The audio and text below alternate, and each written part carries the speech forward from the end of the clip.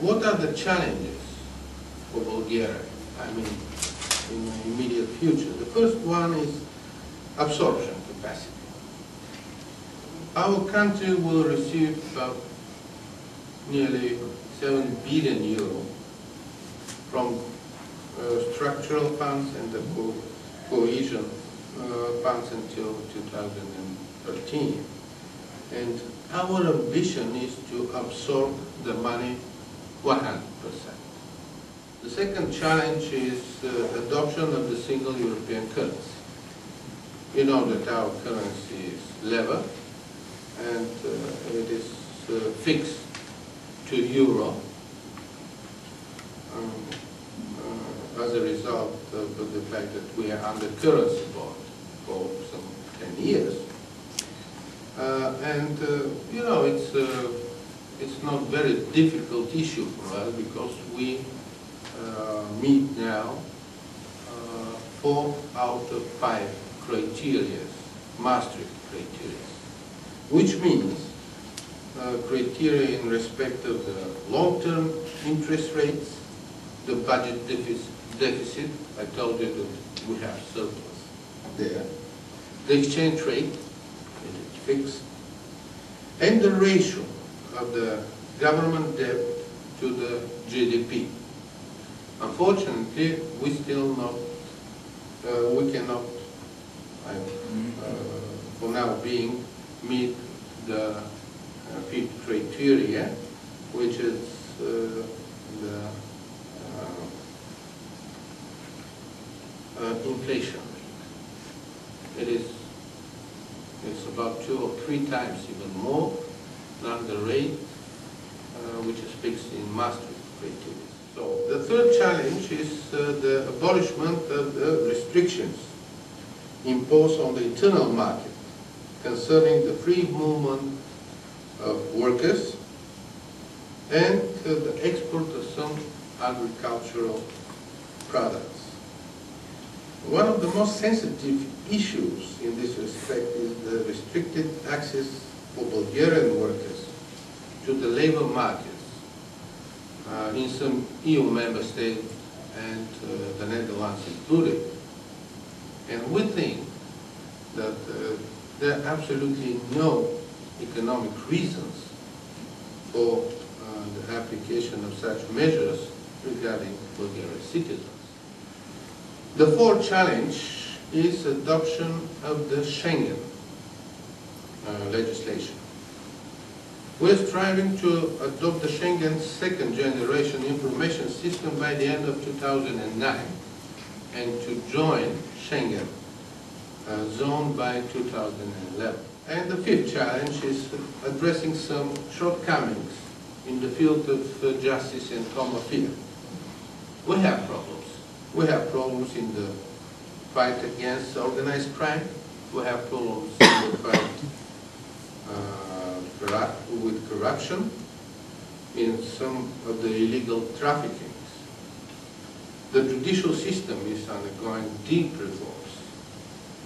But during the first year of our membership, I think so, we demonstrated a high level of political commitment to address the challenges in this field. The process is very difficult. No one can reach results overnight. But I think and we believe that the trends are positive. These are just some outlines, perhaps the most important achievements and of course challenges. I try to be frank with you. So thank you. Applause for the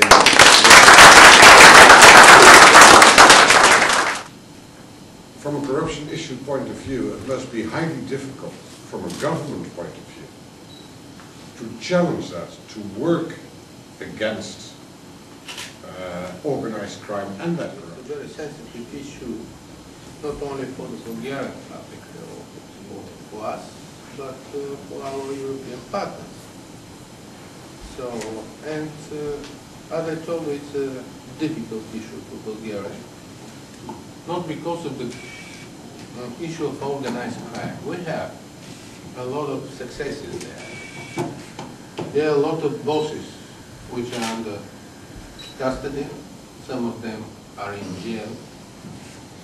And this is something which we can plan somehow. And the government has a very good program, and I think the government is fulfilling this program. But coming back to corruption, we cannot plan, you know. And for us it's quite strange when the European Union says that we have to show results there. So how to plan these results? So do you think that we can say that we will have one minister, two deputy minister, or three high-level officials, you know, in the jail up to January 1st next year? No, it's impossible to plan it. So we're trying to do our best. When we found corruption in infrastructure, it was in January this year, the European Union stopped the money. So what kind of signal is that for us? So we are not going to you know, to investigate anyone in infrastructure, in agriculture, because we have money to receive from the European Union until 2012. If this is the signal, I don't think this is the right signal for us. So, yes, as I told you, we have problems with organized crime, we have problems with corruption, and some of the illegal trafficking. We are very good now, and I think everyone recognizes that in our fight against the drug trafficking. But we have problems with trafficking in human beings. And this is not only Bulgaria. And you know, this is the difference between the standards, between the standards of living between countries in the European Union. So please, I